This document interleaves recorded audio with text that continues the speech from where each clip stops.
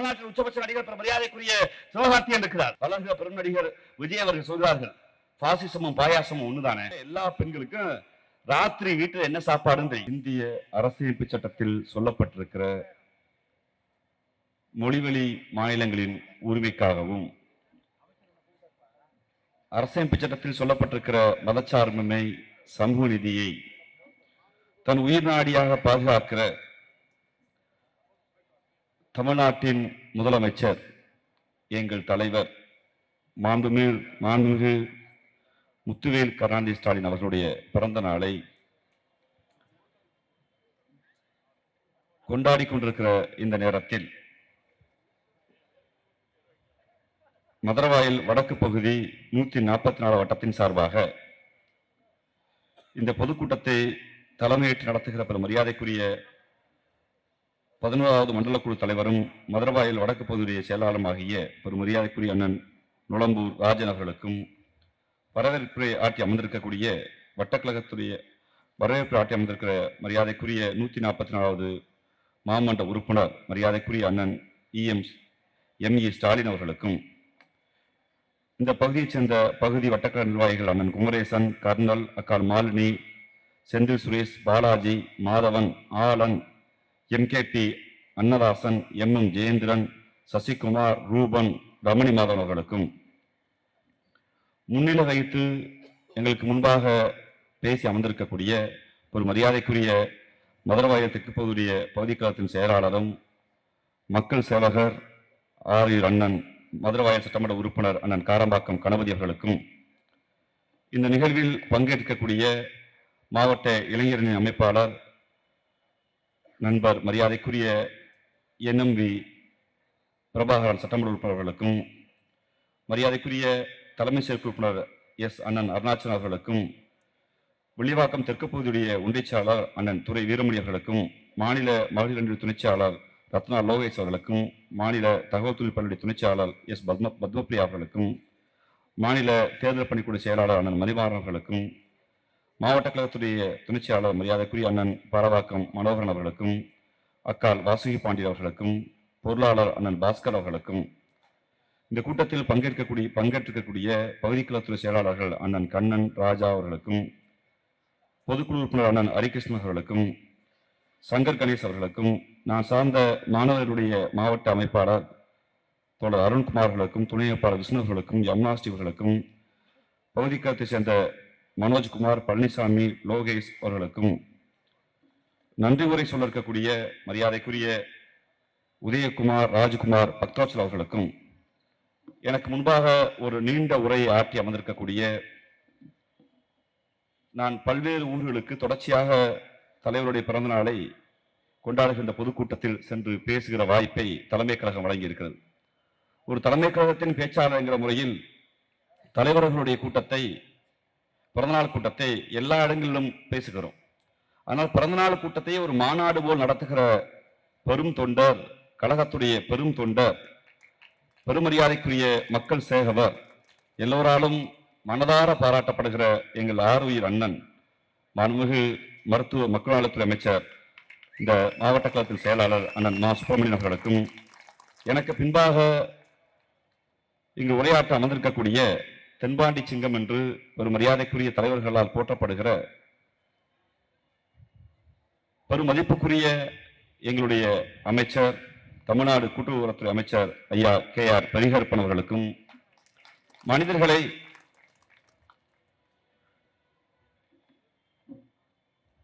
உலகம் முழுக்க மனிதர்களை ஒவ்வொரு மதமும் ஒன்றை சொல்லி அழைக்கும். இப்படித்தான் மனிதர்கள் பிறந்தார்கள் என்று ஒவ்வொரு மதத்துக்கும் ஒரு நம்பிக்கை உண்டு. உலகில் பெரிய மதமாக பார்க்கப்படுகிற கிறிஸ்தவ மதம் முதல் மாந்தன் ஆதாமையும் ஏவாளையும் கடவுளாகிய இயேசு கிறிஸ்துவுக்கு வழிகை விட்ட கடவுள் படைத்தார், அதிலிருந்து மனிதர்கள் உருவானார்கள் என்று மனிதர்களை இரண்டு வகைப்படுத்தியது, ஆண் பெண் என்று சொல்லியது. அதே வழியை அழைக்கும் சொல்லலாம் முகமது நபிகள் நாயகம் பின்பற்றுகிற இஸ்லாம் தேகிற மார்க்கமும் அதே வழியை பின்பற்றியது. புத்த மதமும் மகாயானம் கீனயானம் என்று இரண்டு பிரிவுகளை சொன்னாலும் அந்த இரண்டு பிரிவுகளிலும் மனிதன் முதலில் மனிதர்கள் பிறந்தார்கள்.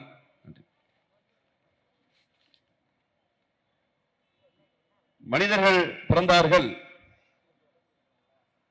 அந்த மனிதர்கள் 2 வகைப்பட்டவர்கள் தான், ஆண் பெண் என்பதையும் புத்தம் இந்த உலகுக்கு சொன்னது. நமது ஊரில் சிவனிய மதம் என்று போற்றப்படுகிற சிவமதமும் உடலில் ஆண் பாதி பெண் பாதி, சிவனும் பார்வதியும் பாதி என்று அர்த்தநாரீஸ்வர் என்று கடவுள் வழியை கொடுத்தது.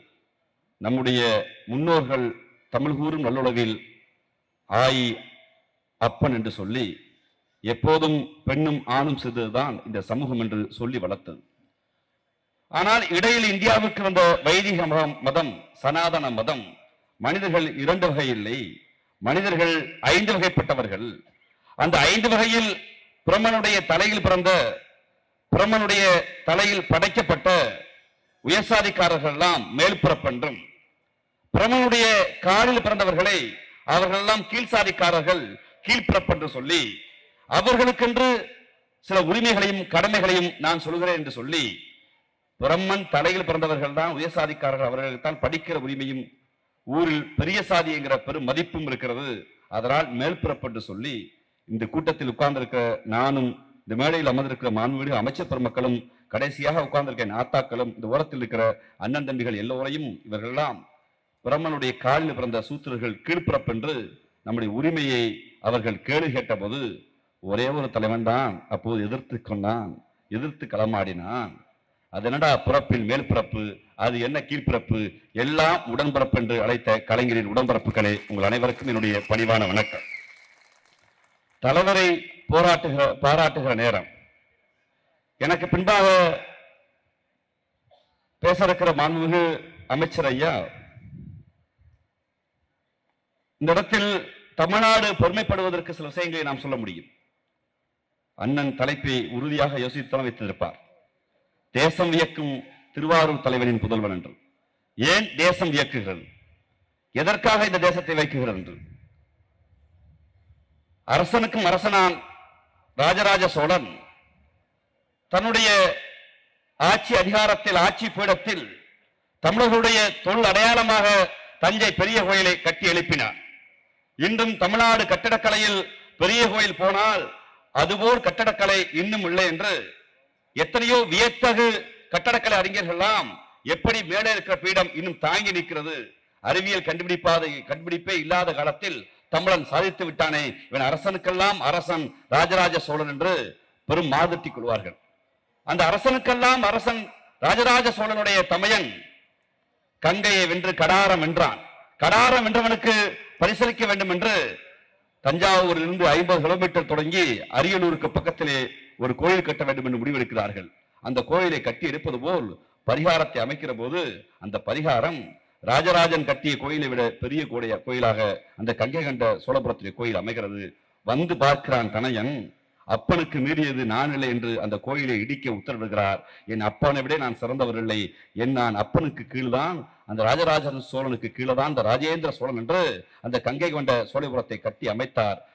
அரசேந்திர சோழன் அழைக்கப்படுகிற அந்த ராசேந்திர சோழன்.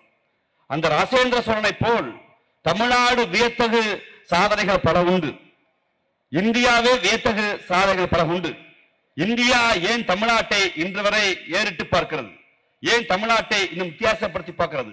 இந்தியா எப்படி தமிழ்நாட்டுக்குள் கற்றுக்கொள்கிறது என்றால், பிறப்பின் அடிப்படையில் நம்முடைய கடவுள், நம்முடைய தெய்வங்கள், நம்முடைய மூதாதைகள் என்று நாமாய் அழகூற கட்டிய கோயிலை நாம் கல் சுமந்து, நீர் சுமந்து, வானம் பறித்து, பெயிண்ட் அடித்து, சிலை செய்து கட்டிய கோயிலை வந்துவிட்டு கோயிலுக்குள் சிலை வைக்கிற போது கோயிலை கட்டிய எல்லா சாதிக்காரனும் வெளியே நிற்பான். கோயிலை தொட்டு தொழுது பூஜை செய்கிற உரிமை உயர் சாதிக்காரனுக்கு மட்டுமே உண்டென்று சொன்ன போது, யாரடா சொன்னது, எங்களுக்கும் அந்த உரிமை உண்டென்று இந்தியாவில் எந்த தலைவனும் யோசிக்காத போது முத்தமிழர்கள் கலைஞர் என்கிற பெருமகன் தான் தந்தை பெரியாரின் நெஞ்சில் தைத்த முல்லை அனைவருக்கும் அர்ச்சகராகலாம் என்கிற ஒரு சட்டத்தை கொண்டு வந்து நிறுத்தினார். அந்த சட்டத்தை முன்மொழிந்த பெருமகன், பெரும் மரியாதைக்குரிய இங்கு அமர்ந்திருக்கக்கூடிய ஐயா அமைச்சர் பெரியகருப்பன் அவர்கள். அந்த சட்டத்தை தலைவர் கலைஞர் கொண்டு வந்தார். அந்த சட்டத்தை இந்தியாவிலேயே நிறைவேற்ற முதலமைச்சராக ராஜராஜ சோழனுக்கு ராஜேந்திர சோழன் இருந்தது போல் முத்தமிழர்கள் கலைஞருக்கு எங்கள் தலைவர் முத்துவேல் கருணாநிதி ஸ்டாலின் அமர்ந்திருந்தார். இன்று இந்தியா ஏன் பாராட்டுகிறது? இன்றைய சூழலில் இந்திதான் இந்தியாவுடைய அடையாளம். இந்தி பேசுபவர் தான் இந்தியாவின் முதல் குடிமகன். இந்தி பேசாத தெலுங்கை, தமிழை, கன்னடத்தை, மலையாளத்தை தாய்மொழியாக கொண்டவர்கள் எல்லாம் இரண்டாம் தர குடிமக்கள் என்று இந்த நாட்டுடைய பிரதம அமைச்சர் நரேந்திர மோடி சொல்கிற போது இந்தியாவுடைய எல்லா மாநில முதலமைச்சர்களும் அமைதியாக இருந்தார்கள். எங்களுக்குன்னு இந்தியாவுடைய அரசியமைப்பு சட்டத்தில் ஏதோ ஒரு மொழி இருக்கிறது, அந்த மொழியை படித்தால் என்ன, கற்றுக்கொண்டால் என்ன, அமைதியாக இருந்தார்கள். ஆனால் இந்தியாவில் நமது முதலமைச்சர், நமது தலைவர் தான் எதிர்க்க நின்று, நாங்கள் ஒன்றும் சாதாரண மொழிக்கு சொந்தக்காரர்கள் இல்லை, எங்களுக்கு ஒரு பாரிய வரலாறு உண்டு, எங்கள் மொழி மீது இந்தி திணிக்கப்பட்ட போது நாங்கள் தான் இந்திக்கு தமிழ்நாட்டில் ஆதிக்கமாம், நீங்கள் எல்லோரும் வாருங்கள் நாட்டினரே, நம்மளுக்கு தீமை வந்த பின் இந்த தேக பிறந்த லாபம் உண்டோ, விந்தை மொழி எங்கள் மொழி, அதை வீர தமிழ் மக்கள் ஆவி என்போம், இந்திக்கு சல்வி தந்திடுவார், அந்த ஈனரை காரி உமிழ்த்திடுவோம், எப்பக்கம் வந்து புகுந்திடும் இந்தி எத்தனை வட்டாரம் கூட்டி வரும், அற்பமன்ன விந்திதனை அடித்துழுவும் ஆதிக்கந்தனை, மாங்குயில் கூவிடும் பூஞ்சோலை, எம்மை மாட்டு நினைக்கும் சிறைச்சாலை, ஏங்க விடும் தமிழ் தாய்தனை, இவ்வுயிர் உடலை விட்டு நீங்க வர என்று சொல்லி இந்தியை எங்கள் மீது திணித்த போது இந்தியாவில் இருக்கிற எல்லா மாநிலத்துக்காரனும் அமைதியாக இருந்தார். இந்தியாவில் இருக்கிற பல்வேறு தேசிய இனத்தை சேர்ந்தவர்கள் அமைதியாக இருந்தார்கள். ஆனால் தமிழ்நாடு தனித்திருந்தது, தமிழ்நாடு தனித்து போராடியது. அதுபோல்தான் இந்தி என்ற மும்மொழி கல்வி திட்டத்தை எங்கள் பிள்ளைகள் மீது திணித்து நீ 2000 கோடியை வாங்க முடியாது என்று சொன்ன போது எங்கள் முதலமைச்சர் தான் சொன்னார், 2000 கோடி இல்ல, 5000 கோடி இல்ல, 10,000 கோடி ரூபாய் எனக்கு கொடுத்தா கூட ஒரு மொழி எனக்கு வேண்டாம். ஏன் வேண்டாம் என்று நாம் சொல்கிறோம்? ஊடக நண்பர்கள் அமர்ந்திருக்கிறீர்கள், எல்லோருக்கும் இந்தி படித்தால் நல்லது தானே, இந்தி படித்தால் நல்லது தானே என்கிற கேள்வி வரும். இந்தி தானே, இதுல என்ன இருக்க பண்ணு, அதை படிச்சுட்டு போனா என்னன்னு. எங்களுக்கும் இந்தி மொழிக்கும் ஏதோ குழுக்கள் வாங்கல் தகராறு இல்லை. ஆனா வரலாற்றில் இந்தி மொழிக்கும் எங்களுக்கும் பெரிய சண்டை இருக்கிறது, இந்தி மொழிக்கும் எங்களுக்கும் பெரிய பாராமுகம் இருக்கிறது, இந்தி மொழிக்கும் எங்களுக்கும் பெரிய தீண்டாமை இருக்கிறது. அது என்ன தீண்டாமை? இந்தி என்கிற மொழி தோன்றி வெறும் 300 ஆண்டு கால வரலாறு இல்லை. இந்தி என்கிற மொழிக்கு இலக்கண இலக்கியங்கள் இல்லை. இந்தி என்கிற மொழி கனௌஜ் என்கிற மொழியே, அவதி என்கிற மொழியே, மைதிலி என்கிற மொழியே, சாந்திலி என்கிற மொழியே, பராகரம் என்கிற மொழியே 86 மொழிகளை அழித்து, 86 மொழிகளை திண்டு கொளுத்து, 86 மொழிகளை வழக்கொழிய செய்து ஹிந்தி என்கிற மொழி வந்தது.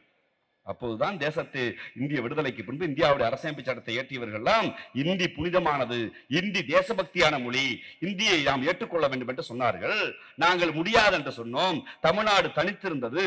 எங்கள் முன்னத்தியர்கள் தந்தை பெரியாரும் பேரறிஞர் அண்ணாவும் கலைஞருடைய உடன்பிறப்புகளும் தெரு தெருவாய் போராடி இந்தி எங்கள் மீது வேண்டாம் என்று தடுத்து நிறுத்தினோம். ஆனால் இந்தி தான் வேண்டும் என்று உத்தரப்பிரதேசத்தை சேர்ந்தவர்கள், ஜார்க்கண்டை சேர்ந்தவர்கள், பீகாரை சேர்ந்தவர்கள், மத்திய பிரதேச சேர்ந்தவர்கள் ஹிந்தியை ஏற்றுக்கொண்டார்கள். பாவம், என்ன ஆனார்கள்? யூபிக்காரன் பீகார்காரனுடைய தாய்மொழி ஹிந்தி இல்லை. அவனுடைய தாய்மொழி சாந்திலி, மைதிலி, அவதி, கனோஜ் போன்ற பல்வேறு மொழிகள். கட்டாய இந்தி பாடத்தால் அவன் 1ஆம் கிளாஸ், 2ஆம் கிளாஸ், 3ஆம் கிளாஸ்ல இந்தி வழியா பிசிக்ஸ், இந்தி வழியா கெமிஸ்ட்ரி, இந்தி வழியா பாட்டனி, இந்தி வழியா சுவாலஜி, இந்தி வழியா பொலிட்டிக்கல் சயின்ஸ், இந்தி வழியா காமர்ஸ், ஹிந்தி வழியா மேக்ஸ்னு ஹிந்தி வழியிலேயே படிச்சான். இந்தி வழியே படிச்சதுனால, அந்த இந்தி மொழி வந்ததுனால தன் தாய்மொழி கனோஜ், தன் தாய்மொழி அவதி, தன் தாய்மொழி கொங்கினி, தன் தாய்மொழி சாந்திலிய அந்த பீகார்காரன யூபிக்காரன படிக்க முடியல. வேற வழி இல்ல. 2வது ஃபெயிலானா, 3வது ஃபெயிலானா, 4வது ஃபெயிலானா, 8வது பொதுத் தேர்வுக்கு போகணும்னா நம்மளால தகுதி பெற முடியாதுன்னு பெத்த அப்பா ஆத்தாலாம் உன்னால ஸ்கூலுக்கு போக முடியாது. அப்பம் பார்த்த தொழிலையே, அப்ப ஆடு மாடு மேய்ச்சானா நீனு ஆடு மாடு மேயப்போ, அப்ப நெசவு செஞ்சானா நீனு நெசவு செய்யப்போ, அப்ப பனை ஏறினானா நீனு பனை ஏறப்போ, அப்ப வளையலுத்தானா நீனு வளையலுக்கப்போ, அப்ப விவசாயம் பார்த்தானா நீனு விவசாயம் செய்யப்போ, அப்ப பானை செஞ்சானா நீனு பானை செய்யப்போன்னு அந்த பீகார்கார சகோதரர்களும் யூபிக்கார சகோதரர்களும் கல்வி கிடைக்காததால், கல்வியை படிக்க முடியாததால், இந்தி திணிக்கப்பட்டதால், தன் தாய்மொழியில் கல்வி இல்லாததால் 8வது கூட பாஸ் ஆக முடியாம அப்பம் பார்த்த குடும்ப தொழிலையே பார்த்தான். வயசு அந்த 15 ஆச்சு, 16 வயசு, 17 வயசு, 18 வயசுல பருவம் வந்த வயசுல வெறும் 80 ரூபா ஒரு நாள் சம்பளத்தை வாங்கினான். வெறும் 80 ரூபா சம்பளத்தை வாங்கினான். வெறும் 80 ரூபா சம்பளத்தை வாங்கி குடும்பத்தை ஓட்ட முடியுமா? நம்ம பார்த்தது கலெக்டர் வேலை இல்ல, நம்ம பார்த்தது IAS வேலை இல்ல, நம்ம பார்த்தது IPS வேலை இல்ல, நம்ம பார்த்தது ஆடு மாடு மேய்க்கிற வேலை, நம்ம பார்க்கிற விவசாயம் பண்ண வேலை.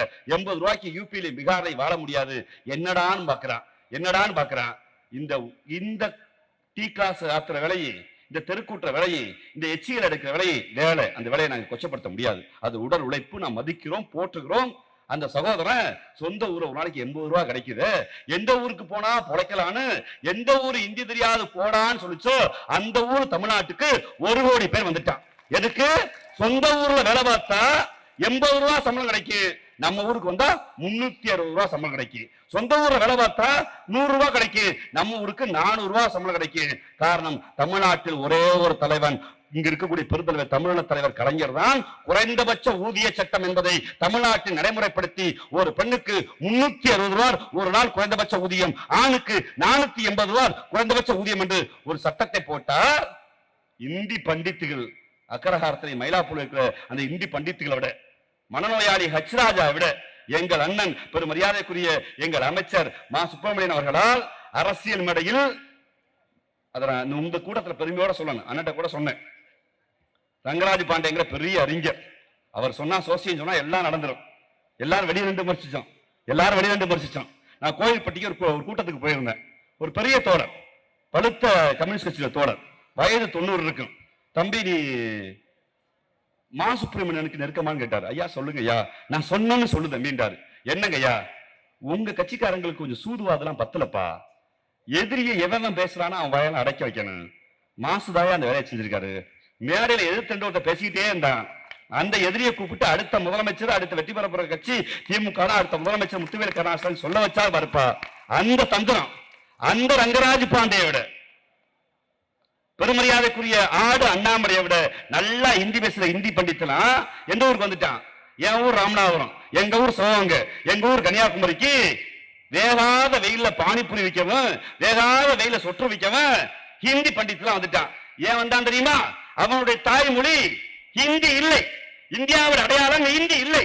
காஷ்மீருடைய தாய்மொழி காஷ்மீர் என்கிற மொழி, இமாச்சல பிரதேச தாய்மொழி ஹிம் என்கிற மொழி, பஞ்சாப் தாய்மொழி பஞ்சாபி என்கிற மொழி, உத்தரப்பிரதேச தாய்மொழி அவதி கனௌஜ் என்கிற மொழி, இங்க பீகாருடைய தாய்மொழி மைதிலி சாந்தலி அவதி கனௌஜ் என்கிற மொழி, அசாமுடைய தாய்மொழி அசாமி என்கிற மொழி, மிசோரமுடைய தாய்மொழி மிசோமி என்கிற மொழி, நாகாலாந்து தாய்மொழி நாராய என்கிற மொழி, திரிபுராவுடைய தாய்மொழி திரிபுரி என்கிற மொழி, இங்க இருக்கக்கூடிய மத்திய பிரதேச தாய்மொழி கனௌஜ் அவதி என்கிற மொழி, ராஜஸ்தான் என்ற மாநிலத்திலே தாய்மொழி ராஜஸ்தானி என்கிற மார்வாரி ராஜஸ்தானி என்கிற 2 மொழிகளை கொண்ட ஊர், குஜராத் என்கிற மாநிலத்துக்கு தாய்மொழி குஜராத்தி என்கிற ஊர் குஜராத்தி என்கிற மொழி, மகாராஷ்டிரா என்கிற மாநிலத்துக்கு மராட்டி என்பது தாய்மொழி, ஒரிசா என்கிற மாநிலத்துக்கு ஒரியா என்பது தாய்மொழி, மேற்கு வங்கம் என்கிற மாநிலத்துக்கு வங்கம் என்பது தாய்மொழி, தெலுங்கானா ஆந்திராவுக்கு நம்ம சுந்தர தெலுங்கு என்பது தாய்மொழி, கர்நாடகா என்கிற மாநிலத்துக்கு கன்னடம் என்பது தாய்மொழி, கேரளாவிற்கு மலையாளம் என்பது தாய்மொழி, தமிழ்நாட்டுக்கு செம்மொழியான மொழிகளின் தாயான தமிழ் என்பது தாய்மொழி.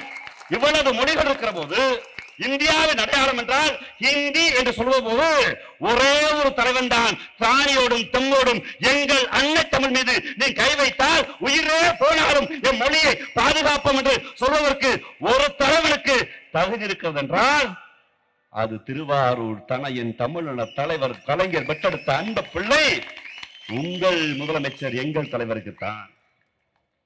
நீங்க மேடையில பாக்குறீங்க, டிவியில பாக்குறீங்க, ஏதாவது அரசியல் கட்சி தலைவன் தமிழ்நாட்டு மேடைகள்ல நாங்கள் ஆட்சிக்கு வந்தால் ஓடுற ட்ரெயின் பீகார்ல ஓடுற மாதிரி, யூபியில ஓடுற மாதிரி பேசுவானா? எவனாவது பேசுற யாராவது எந்த எதிர்கட்சி தலைவராவது ஒப்பீட்டுக்கு பீகார யூபி ஒப்பிடுறானா? இல்ல குஜராத் இல்ல ஒரிசா ஒப்பிடுறானா? என்ன ஒப்பிடுவான்? வடிவேல் சார் சொல்ற மாதிரி துபாய்க்கு போனீங்கன்னா ரோடு பல இருக்கு, சோத்த கொட்டி அடிக்கிறான், துபாயை ஒப்பிடுவான். அமெரிக்கால போனீங்கன்னா ஹாஸ்பிட்டல்லாம் பல இருக்கு. சிங்கப்பூர் போனா எப்படி இருக்கு? சிங்கப்பூரே ரொம்ப அழகா இருக்கு. ஆஸ்திரேலியால அந்த நதிகள்லாம் ரொம்ப அழகா இருக்கு. பிரான்ஸ்ல நதிகள்லாம் அழகா இருக்குன்னு எந்த அரசியல் கட்சி தலைவருக்கும் தமிழ்நாட்டோடு பீகாரை ஒப்பிட முடியாது, தமிழ்நாட்டோடு யூபி ஒப்பிட முடியாது, தமிழ்நாட்டோடு இங்க இருக்கக்கூடிய ஒரிசாவை ஒப்பிட முடியாது. அதற்கு மாறாக திராவிட மாடல் நாயகன் முத்துவேல் கருணாநிதி ஆளுகின்ற தமிழ்நாடு யாரோட ஒப்பிடுறான்னா கனடாவோட ஒப்பிடுறான், இங்கிலாந்தோட ஒப்பிடுறான், அமெரிக்காவோட ஒப்பிடுறான், லண்டனோட ஒப்பிடுறான். எங்களுக்கு போட்டி அந்நிய நாடுகளோடு தான், அண்டை மாநிலங்களோடு இல்லை. அண்டை மாநிலங்கள் எங்களை பார்த்து கற்றுக்கொள்கிறது. இங்க என்னடங்காத என்னுடைய அம்மாமார்கள் இருக்கீங்க, உங்களுக்கு எல்லாத்துக்கும் இந்தி படிச்சா வேலை கிடைக்கிறாங்க. எப்படியாவது நம்ம தான் பட்டம் படிக்கல, நம்ம தான் டிகிரி படிக்கல, நம்ம தான் அரசாங்க வேலைக்கு போல, ஒரு 5வது 6ஆம் கிளாஸ் படிச்சோம், வெம்பாடு விட்டு வயல்ல வேலை பார்த்து இல்ல 2 வீட்டுல 10 பாத்திரம் தேய்ச்சாவது கொஞ்சமா சொத்து சேர்த்தாவது கடனை உடனே வாங்கி வட்டியை வைக்கி நம்ம பிள்ளைய ஒரு டிகிரி படிக்கணும்னு ஆசைப்படுறோம்ல, எல்லாரும் ஆசைப்படுறோம்ல. இங்க உட்கார்ந்து அப்பங்கள் ஆத்தாக்கள் யாராவது ஒருத்தர், தங்கச்சி அக்கா யாராவது ஒருத்தர் என் பிள்ளைய நல்லா படிக்க வச்சு யூபிக்கு அனுப்பணும் கனவு இருக்கா? பீகாருக்கு அனுப்பணும் கனவு இருக்கா? ஒரிசாவுக்கு அனுப்பணும் கனவு இருக்கா? ஆனா யார் எங்க பாசப்படுறான்? அமெரிக்காவுக்கு பாசப்படுறான், லண்டனுக்கு பாசப்படுறான், நீங்க இருக்கக்கூடிய ஆஸ்திரேலியாவுக்கு பாசப்படுறான், சவுதிக்கு அனுப்ப ஆசைப்படுறான், துபாய்க்கு அனுப்ப ஆசைப்படுறான், சிங்கப்பூருக்கு அனுப்ப ஆசைப்படுறான். தமிழர்கள் கனவே வெளிநாடுதான், உள்நாடு பீகாருக்கு யூபிக்கு இல்ல. ஆனா யூபிக்காரன் கனவு, பீகார்காரன் கனவு எப்படியாவது தமிழ்நாட்டை பஞ்சம் அடைக்கலாம்டா, அப்படிதான் இருக்கான். இந்தி தெரியாது போடா என்று சொன்ன தமிழ்நாடு மருத்துவ கட்டமைப்பில் வளர்ந்திருக்கிற மாநிலங்களில் உங்களுடைய மாண்புமிகு அமைச்சர், உங்கள் மாவட்ட கழக செயலாளர், மக்கள் தொண்டன், மாசில்லாத மனிதனுடைய பெரும் முயற்சியால், தலைவருடைய பெரும் கடமையால் இந்தியாவில் வளர்ந்த மாநில பட்டியலில் முதலிடத்தில் தமிழ்நாடு இருக்கு. எத்தனை மணிக்கு எங்க போனாலும் ஒரு ஊசியை போடலாம், எத்தனை மணிக்கு எங்க போனாலும் ஒரு பாராசிட்டமால் மாத்திரை போடலாம், எத்தனை மணிக்கு எங்க போனாலும் நம்மள ஒரு டாக்டர் போல ஒரு தெளிந்த மருத்துவ அறிவு பெற்றிருக்கும் என்றால் தமிழ்நாடு வழங்கி இருக்கிறது. பீகார் யூபி அப்படி இல்ல. இன்னைக்கு 11 மணிக்கு சரியில்லாட்டா போய் மகமாயி கோயில்ல மந்திரிக்கலாமா, மாட்டுச்சாணியை பூசிக்கலாமா, போய் மாட்டு முத்திரத்தை குடிக்கலாமா தான் அவன் கஸ்டமரி பிராக்டிஸ் இருக்கு. என் பிராக்டிஸ் அப்படி இருக்காது. போய் என் கருப்பன்ட்ட திருநீரை பூசிப்போ, அப்பா கருப்பா நான் போய் ஆஸ்பத்திரியில போய் டாக்டர் பார்த்து வரப்பான்னு போவான். கருப்பன் துணை எனக்கு வேணும், மகமாய் துணை எனக்கு வேணும். ஆனா அது மட்டும் பத்தாது, அறிவியலோடு சேர்ந்த துணை வேண்டும் என்று நாம் வளர்ந்து நிற்கிறோம் என்றால் தமிழ்நாட்டுக்கான உரத்தை, அந்த உரத்தை போட்ட பேரறிஞர் அண்ணா. பலக பெருநடிகர் விஜய் அவர்கள் சொல்கிறார்கள், பாசிசமும் பாயாசமும் ஒண்ணுதானே, பாசிசமும் பாயாசம் ஒண்ணுதானே. அது எப்படி நம்ம பாஜகவும் திமுகவும் ஒண்ணுதாங்க, ஜஸ்ட் லைக் தட், பாஜகவும் திமுக ஒண்ணுதாங்க. நீங்க அந்த விஜய் அவர்களிடம் கேட்கணும், எத்தனை கோடி சம்பளம் வாங்குறீங்க? 200 கோடி ஓவா. எங்க ஊர்ல சொல்றாங்க 200 கோடி ஓவாப்பு சம்பளம் வாங்குறீங்கல்ல. தமிழ்நாட்டுக்கு உச்சபட்ச நடிகர் பெரும் மரியாதைக்குரிய ரஜினிகாந்த் அவர்கள் இருக்கிறார்கள். தமிழ்நாட்டில் உச்சபட்ச நடிகர் பெரும் மரியாதைக்குரிய சிவகார்த்தியன் இருக்கிறார். தமிழ்நாட்டில் உச்சபட்ச நடிகர் பெரும் மரியாதைக்குரிய அஜித்குமார் இருக்கிறார். பெரும் மரியாதைக்குரிய விஜய் அவர்கள் இருக்கிறார்கள். இவர்களுக்கெல்லாம் 200 கோடி 100 கோடி 50 கோடி சம்பளம் வாங்குறோம். தமிழ்நாட்டுக்கு சினிமா துறையில் விண்ணை ஆடுகிற இசையமைப்பாளர் பெரும் மரியாதைக்குரிய நமது ஐயா இளையராஜா இருக்கிறார். தமிழ்நாட்டுக்குள் A.R. ரஹ்மான் இருக்கிறார். தமிழ்நாட்டுக்குள் கவிதையை எழுதி தீர்ப்பதற்கு கவிப்பரசு வைரமுத்து இருக்கிறார்.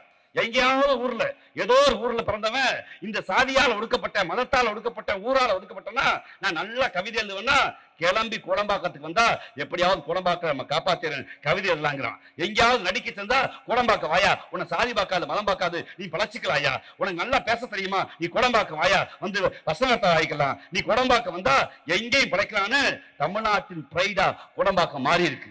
இதே போல கோடம்பாக்கத்திலிருந்து பிரிந்து போன பக்கத்தில் இருக்கக்கூடிய கேரளாவில் மம்புட்டியும் மதன்லாலும் சினிமாவில் வளர்ந்து நிற்கிறார்கள். இதே ஒரு பக்கத்தில் இருக்கிற கர்நாடகாவில் கோடம்பாக்கத்திலிருந்து பிரிந்து போன கன்னட மொழிக்கென்று ஒரு சினிமா இருக்கு, அங்கே ஒரு சூப்பர் ஸ்டார் இருக்காரு. தெலுங்குக்கு கோடம்பாக்கத்திலிருந்து பிரிந்து போன தெலுங்குக்கு ஒரு சூப்பர் ஸ்டார் இருக்காரு, ஒரு இசையமைப்பாளர் இருக்காரு. 4 மாநிலத்திற்கு நடிப்பு என்பது தொழிலாக, நடிப்பு என்பது வாழ்வியலாக cinema industry, Tamil Nadu cinema industry, Telugu cinema industry, மலையாள cinema industry, Kannada cinema industry இருக்குல்ல. எங்கேயாவது உத்தரப்பிரதேசத்துக்கு சினிமா இண்டஸ்ட்ரி பார்க்க முடியுமா? ஜார்க்கண்டுக்கு சினிமா இண்டஸ்ட்ரி பார்க்க முடியுமா? ஒரிசாவுக்கு சினிமா இண்டஸ்ட்ரி பார்க்க முடியுமா? மத்திய பிரதேசத்துக்கு சினிமா இண்டஸ்ட்ரி பார்க்க முடியுமா? ராஜஸ்தானுக்கு சினிமா இண்டஸ்ட்ரி பார்க்க முடியுமா? ஏன் பஞ்சாபுக்கு சினிமா இண்டஸ்ட்ரி பார்க்க முடியுமா? டெல்லிக்கு பார்க்க முடியுமா? ஜார்க்கண்ட் பார்க்க முடியுமா? எல்லா சினிமா இண்டஸ்ட்ரிக்கும் ஒரே இடம் பாலிவுட் மும்பை. அங்கே ஒரே அமிதாப் பச்சன், ஒரே சல்மான் கான். ஹிந்தி தான் ஒற்றை அடையாளம். ஆனால் தமிழ்நாட்டில் பிறகு அண்ணாவும் முத்தமிழர்கள் கலைஞரும் செய்த புரட்சி, அவனவன் மொழிக்கு ஒரு சினிமாக்காரன் வளர்ந்திருக்கிறார் என்றால் அந்த வளர்ச்சியை வளர்த்த இயக்கம் திராவிட இயக்கம். இந்த திராவிட இயக்கம் இந்தியை தடுத்ததால் தமிழ் சினிமா வளர்ந்தது, தமிழ் இலக்கணம் வளர்ந்தது, இலக்கியம் வளர்ந்தது. நாம் செழுமையோடு வளர்ந்து நிற்கிறோம். அந்த விதையை தமிழ்நாட்டுக்குள்ளே போட்டவர் தான் கலைஞர் என்கிற பெருமகன். அந்த பெருமகனுடைய தனையன் ராஜராஜ சோழனுடைய அன்பு மகன் அரசேந்திர சோழன், ராஜேந்திரன் சோழன் போல் கலைஞர் என்கிற தலைவருடைய அன்பு மகன் உங்கள் முதலமைச்சர் எங்கள் தலைவருடைய பிறந்த நாளை கொண்டாடுகிறோம். ஏன் தமிழ்நாடு தனித்து நிற்கிறது? பெண்கள் பல பேர் இருக்கீங்க, எல்லாரும் இருக்கீங்க. நீங்க நான் எல்லா கூட்டத்திலும் பதிவு செய்யறேன். பெண்கள் எல்லோரும் ஏதோ கூட்டம் முடிஞ்சா எஞ்சி போயிடலாம்பாங்க. இந்த கூட்டத்தில் உட்காந்துருக்க அக்காக்களுக்கு இந்த தம்பி எப்ப கூட்டத்தை முடிக்கி எப்ப வீட்டுக்கு போலாம் என்ன இருக்கும்?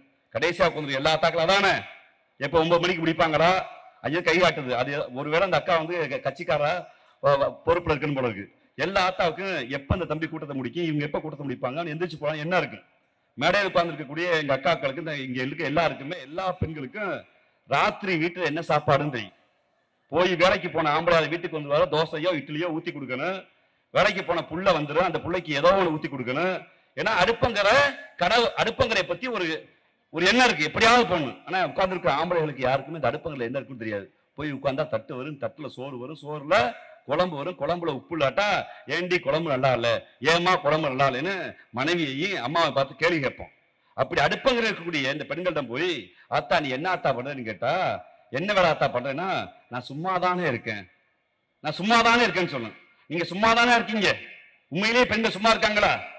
ராத்திரி கடைசியா தூங்கிட்டு காலையில முதல்ல எந்திரிச்சு ஆடு மாடு கோழிகள்லாம் எலும்புக்கு முன்னாடி எந்திரிச்சு ராத்திரி சாப்பிட்ட 10 பாத்திரத்தை தேய்ச்சி போட்டுட்டு, கிராமமா இருந்தா மாட்டை போய் மாட்டுல பால் பிச்சியாந்து, நகரமா இருந்தா அண்ணாச்சிகள்ல போய் ஒரு பால் பாக்கெட்டை வாங்கியாந்து காப்பி தண்ணியோ டீயோ ஒரு வாய் வச்சுட்டு பக்கத்துல ஆம்பளையால எழுப்பி ஒரு டீயை கொடுக்கணும். ஆம்பளையாவது முதல் டீயை வீட்டுல குடிப்பான், அடுத்த டீயை முக்குக்கிட்ட டீக்கு போயிடுவான், 3வது டீயை குடிச்சு முடிச்சு வீட்டுக்கு வருவான். ஆனா பொம்பளையாளுக்கு அது இல்ல.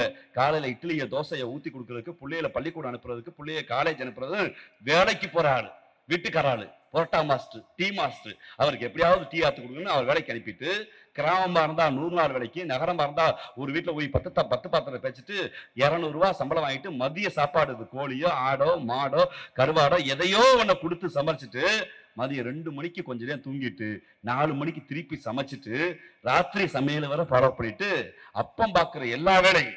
அப்ப வீடு கட்ட சாந்து குலைச்சானா அம்மா கழு சுமப்பா, அப்ப ஆடு மாடு வச்சானா அம்மா கஞ்சி தட்டியை தூக்கிட்டு காட்டுக்குள்ள நடந்து போவா, அப்ப பாத்தி கட்டினா அம்மா விதை விதைப்பா, அப்ப வயல்ல பாத்தி கட்டும் போது அம்மா களை எடுப்பா. ஆம்பளை பாக்குற எல்லா வேலையும் பெண்கள் இங்க பார்த்தாங்க.